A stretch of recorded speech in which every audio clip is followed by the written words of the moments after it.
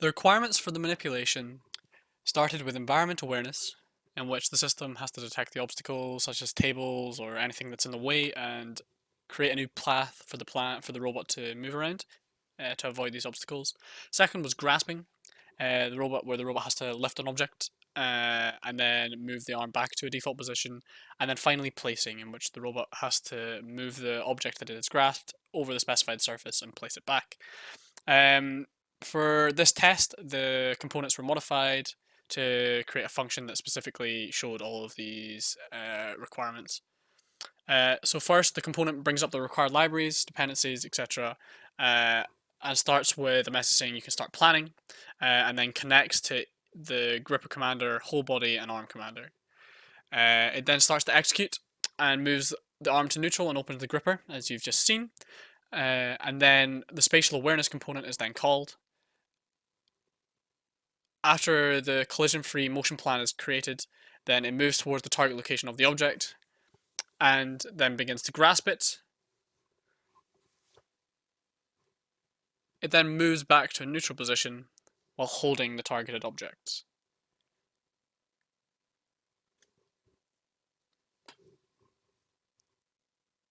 It then feeds back that this has been retrieved, and then decides to place it back to a different location that is passed to the component.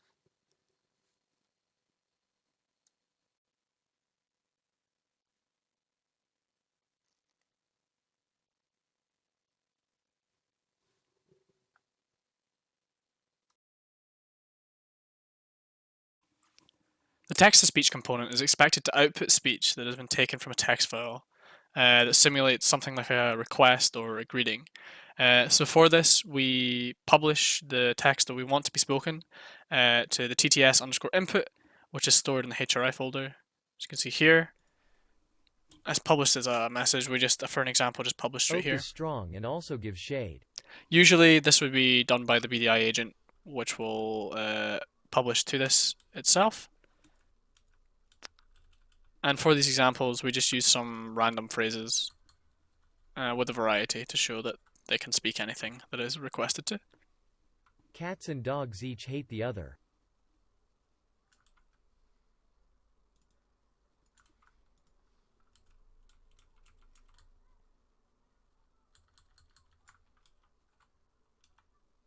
The pipe began to rust while new. The speech-to-text component is required to generate a text file from speech received with key elements of the phrase. And the natural language processing component is expected to interpolate key information from this generated text file and then return the requested object, person, room, or task that the robot is expected to complete. This is shown in this video, which combines the two components. We started with some more basic phrases.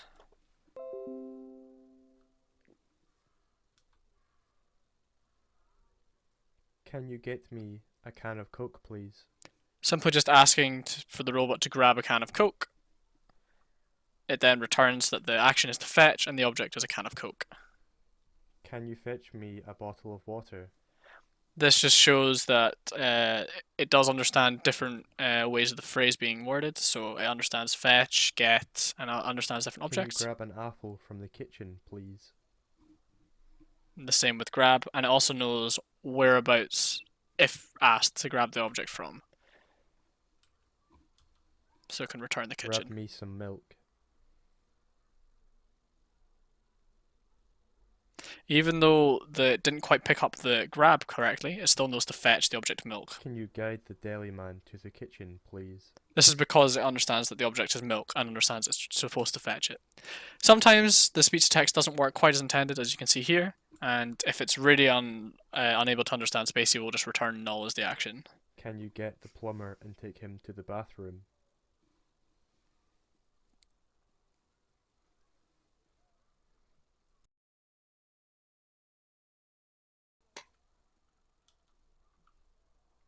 Can you get the postman, please? We decided to also use some of the guide actions just to show slight different actions that the spaCy can understand. Can you follow the plumber to the hallway?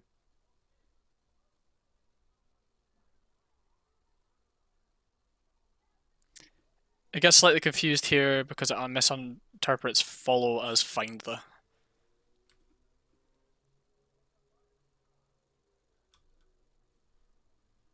Can you bring an apple from the kitchen for the plumber, please? We then finished with some more complex commands, which just incorporated as much of the spacey capabilities as possible. So it returns each of the required objects. Can you bring a can of Coke for the deli man? One of the biggest issues that the speech to text seems to have is understanding deli man, and it's most likely because it's an uncommon word. Can you get my purse for the living room?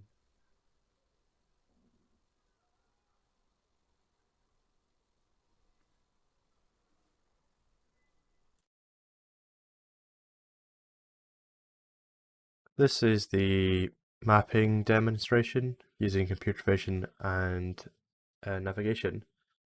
So I'm just going to quickly try to publish to the semantic map saying to move towards the apple, but currently there's no entry for an apple in the semantic map, therefore the robot won't attempt to move there. However, we can fix this using the mapping functionality of navigation and computer vision. So I'll first move the robot to where it can actually see the apple manually.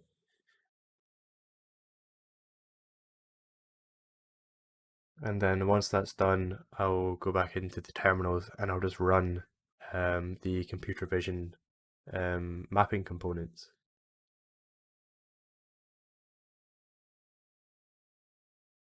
Once I've done that, that will run object detection in front of the robot, at which point it will detect all objects in front of it. So in this case, it detected the apple there, and then it will then publish this apple and its position to the semantic mapping component. And then from there, I'm just going to move the robot away, and I can prove that this position has now been mapped. If I just close this component and then attempt to return to the apple, which was previously unmapped. So you can see there that that went through, and now the agent is returning back to the last known location of the apple.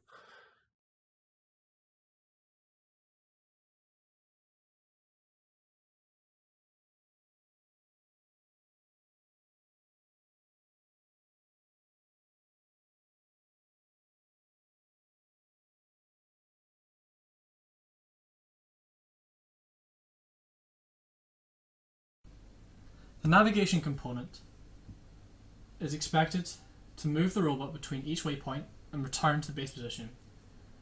Rotate face the next waypoint every single time and return the angle, and not collide with any objects or people within the testbed.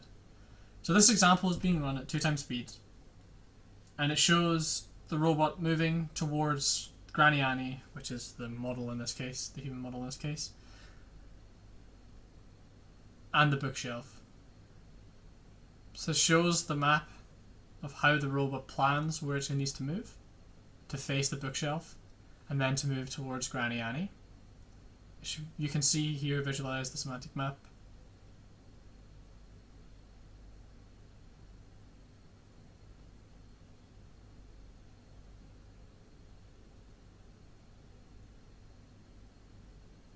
You can also see what the robot is visualizing with the camera in the bottom left or the right hand side of the screen.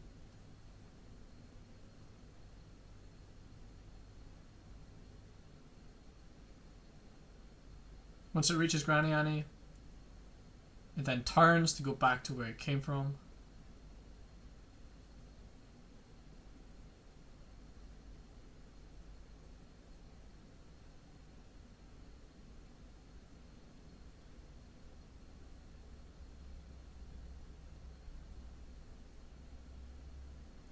And then proceeds back to its original position, which is shown on the map. Throughout the entire time, it makes sure to avoid all obstacles.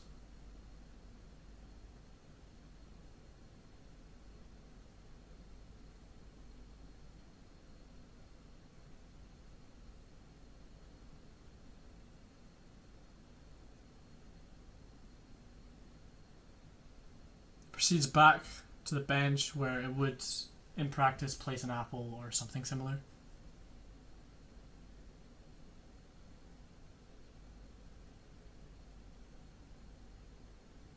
And then proceeds back to the initial starting position.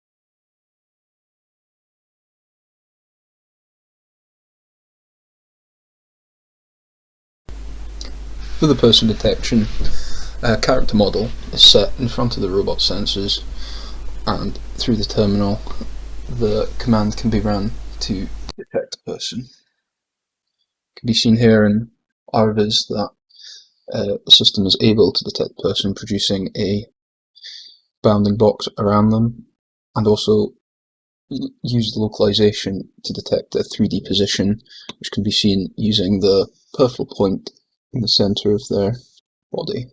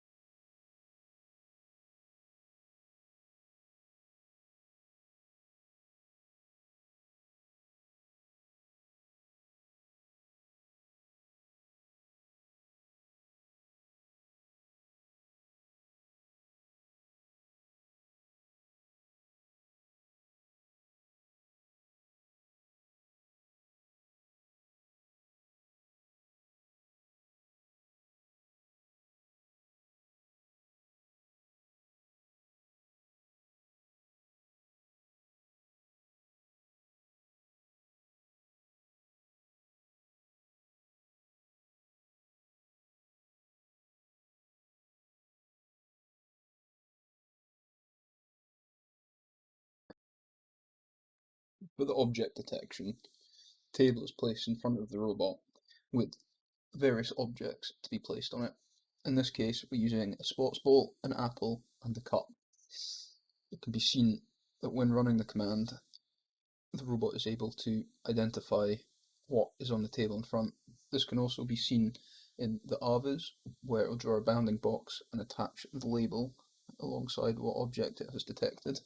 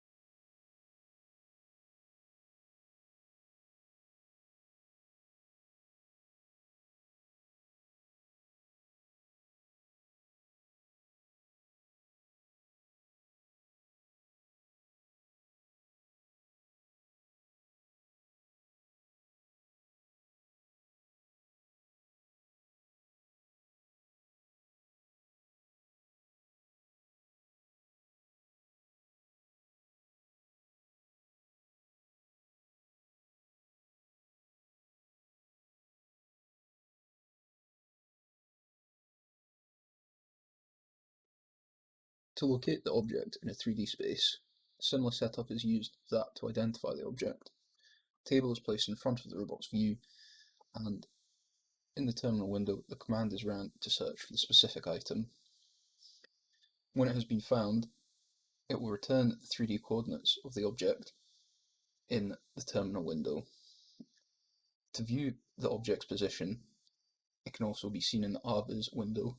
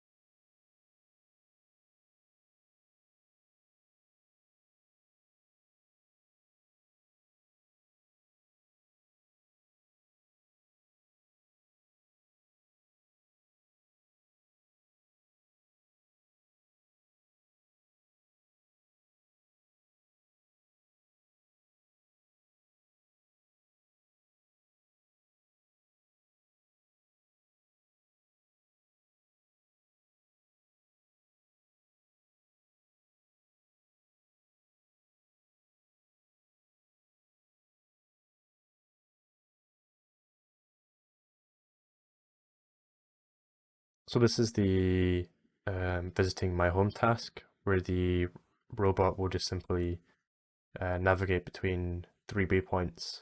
The first being the kitchen, indicated by the black and green bins. From there, it will then move to the bathroom, which is currently mapped to the bookshelf in the bottom right. However, between the kitchen and the bathroom, it will be interrupted with a human obstacle, which is just simulated using a publisher, which just indicates to the agent that there's a human obstacle in the way. Please move out the way. So you can see there, yeah, but using the publisher, the agent was able to respond correctly by just saying, please move out the way. While this functionality is not as robust and sophisticated as we would have liked, it's just a kind of proof of concept to show that what could be developed upon. And then once it reaches the second waypoint, it will then move to Granny Annie, at which point it would aim to follow her to waypoint 4, but this isn't implemented yet. So this is the demonstration for the task benchmark of welcoming visitors. So in this case, we're going to be welcoming Dr. Kimball. We're just going to be using the simulation models here, and the faces associated to the model is linked to Dr. Kimball in this instance. So because Dr. Kimball's face is known, the robot should be able to use facial detection to identify the visitor autonomously without using any HRI.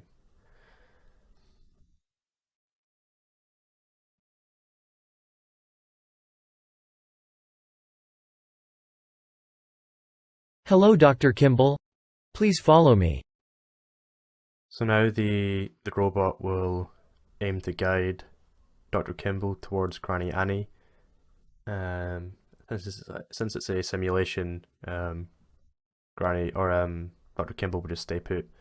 However, the robot will pathfind towards Granny Annie in the middle of the home, at which point the robot will just wait for Dr. Kimball to be done, and this is indicated using the ROS publisher.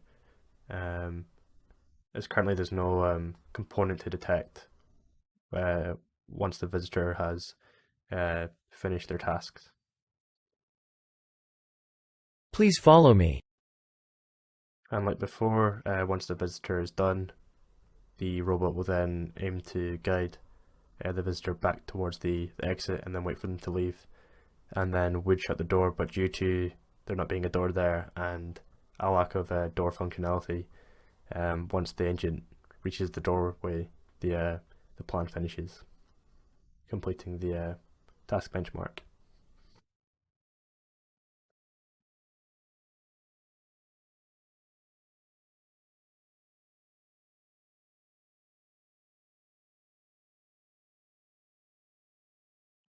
So this is another welcoming visitors task, but instead of Dr. Kimball, this time we're going to be expecting the plumber.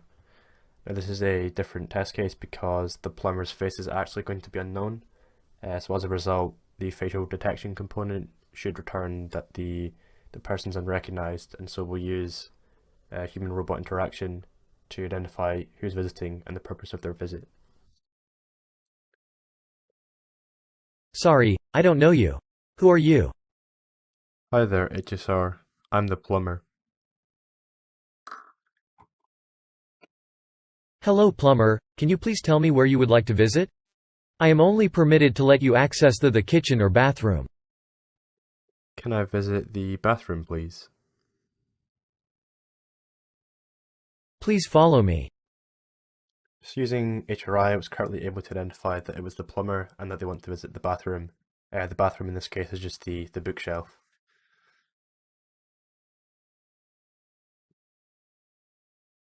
You are out of bounds.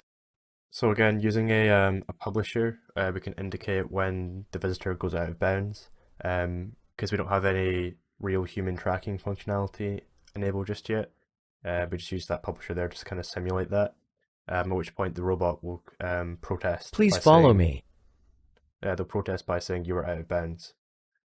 So now, again, we use the publisher like the previous test case, just to indicate when the visitor is done, and at which point the robot will move to the exit. And like before, once the agent reaches the exit, the plan terminates and the test case finishes.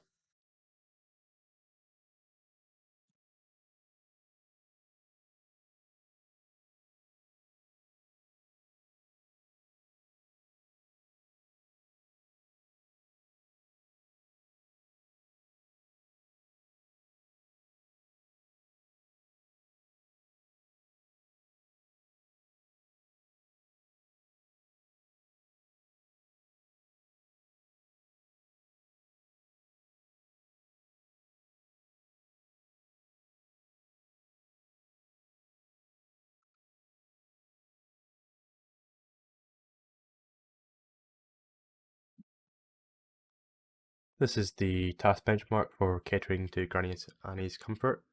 So this first just starts with Granny Annie summoning the robot, which is just done using a ROS publisher, which once received triggers the robot to move towards Granny Annie using the semantic map. Hello, how can I be of service? Please bring me the apple. So as you can see there, it just involves some HRI to get the command from Granny Annie. So you can see it's correctly parsed it as a fetch command, and it's looking to fetch the apple there. It's going to use the semantic map again to move to the last known location of the apple, as you can see there in the bookshelf. And then once it's moved to the location, it's then going to use computer vision to find the coordinates of the apple, and then employ manipulation to grasp the 3D position of the apple. At this point, it's then going to move to a predefined location. This is just because it's quite difficult to place the object, and we can't really place the object to Granny Annie because it's in a simulation. So we just hard code it to the table just on the left there. So the robot's going to move over to that table and then attempt to place the apple on the table.